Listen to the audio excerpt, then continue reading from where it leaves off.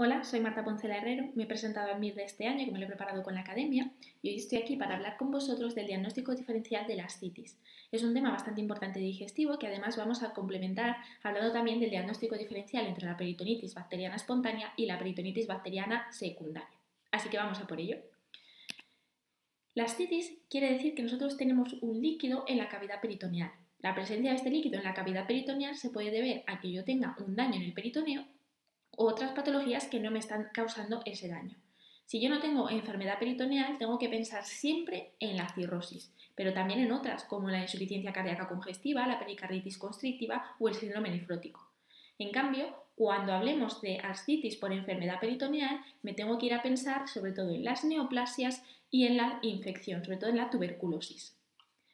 Bueno, lo más importante es que recordéis esto. Cuando yo tengo un paciente con un primer episodio de ascitis o un paciente que ha empeorado en cuanto a la clínica, lo que tengo que hacer es una paracentesis para poder analizar ese líquido ascítico. ¿Y qué es lo que voy a mirar? Bueno, pues voy a mirar el gradiente seroascítico de albúmina. Si este gradiente seroascítico de albúmina está elevado, es mayor de 1,1, voy a pensar directamente en una hipertensión portal. En esta hipertensión portal yo lo que tengo es un aumento de la presión hidrostática en los vasos. Ese aumento de la presión hidrostática favorece la salida de agua hacia la cavidad peritoneal, mientras que las proteínas se me quedan en el interior de los vasos. Por eso la cantidad de albúmina que yo tengo en el suero es mayor que la que tengo en el líquido ascítico. Esta hipertensión portal me puede dar dos tipos de líquido ascítico, un exudado o un transudado. ¿Y de qué va a depender? Pues del sinusoide. Si yo tengo un sinusoide sano, fenestrado, las proteínas van a salir hacia el líquido peritoneal. En cambio, si mi sinusoide está dañado, las proteínas no podrán salir y por tanto tendré un transudado. Para pensar en un exudado tenemos que recordar que no puede estar afectado el sinusoide, por tanto no puedo tener nada dentro del hígado que me lo esté dañando. Y siempre suelen ser patologías que afectan por encima del hígado. Se suele hablar de hipertensión portal posthepática. Estas patologías suelen ser la insuficiencia cardíaca congestiva, la pericarditis constrictiva o las que afectan a la vena cava, como la obstrucción de la vena cava inferior y las fases iniciales del Budd-Chiari. En cambio, para hablar de un transudado, como mi sinusoide está dañado, sí que tengo que hablar de patologías que me están afectando directamente al hígado, como son la cirrosis, que es la más importante y la que tenemos que recordar, o la insuficiencia hepática y ya las fases finales del síndrome de Budd-Chiari.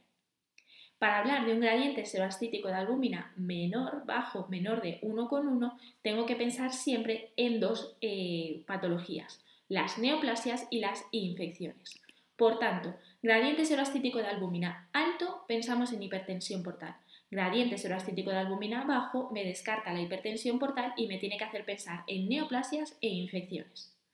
Además, también hay otras características que nos pueden dar en los enunciados que nos pueden ayudar a elegir ante qué patología nos encontramos. Por ejemplo, nos pueden hablar de una linfocitosis y de un ADA elevado, que son típicos de la tuberculosis, nos pueden hablar de una amilasa alta en el líquido ascítico, que aparecería en la pancreatitis, o de unos polimorfonucleares mayores de 250, que es un criterio diagnóstico de la peritonitis bacteriana espontánea.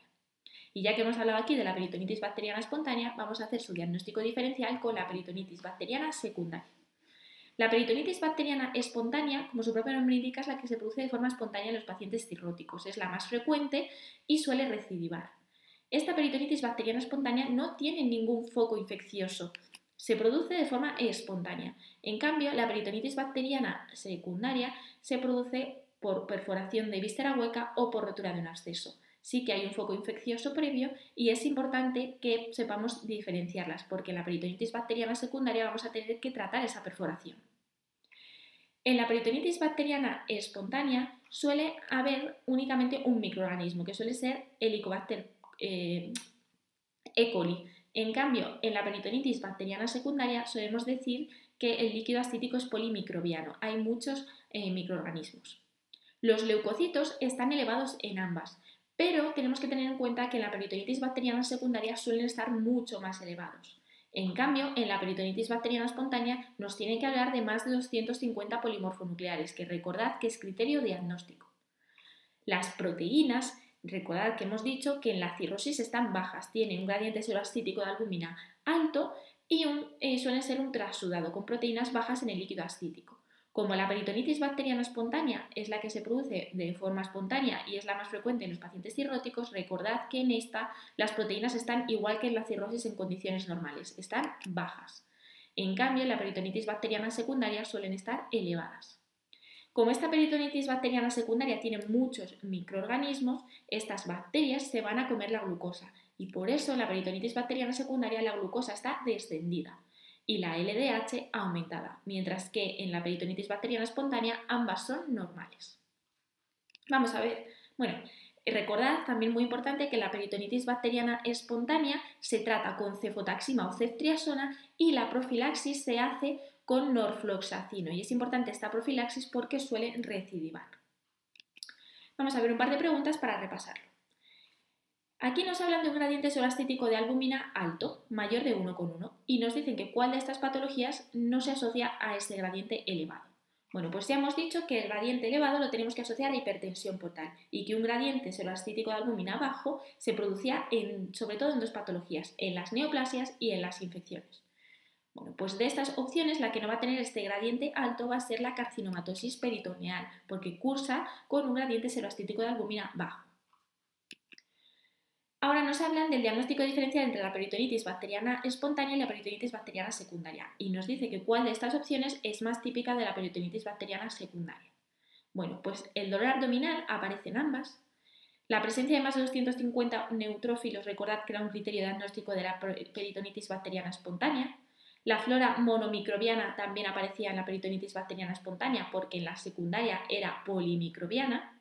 La baja concentración de proteínas en el líquido ascítico es típica de la peritonitis bacteriana espontánea y es uno de los factores que favorecen su desarrollo. En cambio, el nivel de glucosa bajo aparece en la peritonitis secundaria. Recordad que hemos dicho que esta peritonitis secundaria era polimicrobiana y que todas esas bacterias se nos iban a comer la glucosa. Por tanto, la glucosa está baja en la peritonitis secundaria. Bueno, hasta aquí este repaso que hemos hecho a la ascitis y a la peritonitis bacteriana. Espero que os haya sido útil y nada, mucho ánimo con ese estudio.